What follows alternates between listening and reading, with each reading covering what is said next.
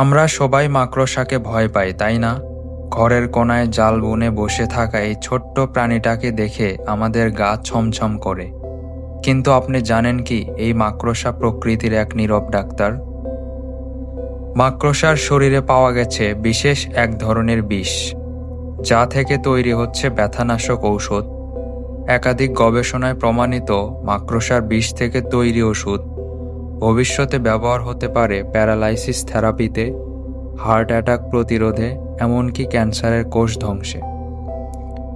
এর জাল কিন্তু শুধু শিকার ধরার জন্য নয়, এর ভিতরে আছে এমন প্রোটিন যা দিয়ে এখন গবেষকরা বানাচ্ছে সেলাই করার উপাদান, কৃত্রিম লিগামেন্ট, এমনকি পোড়া দাগ সারানোর জন্য স্ক্রিন গ্রাফট।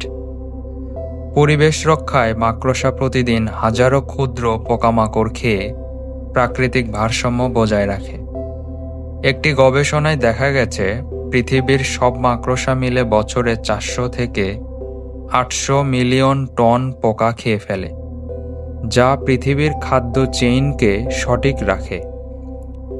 যাকে আমরা ভয় পাই, সেই হয়ে দাঁড়ায় প্রকৃতির ডাক্তার।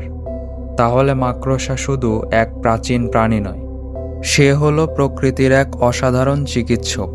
আরও এমন তথ্যবহুল ভিডিও পেতে সাবস্ক্রাইব করুন আমাদের দ্য ইনফোফক চ্যানেলটিতে।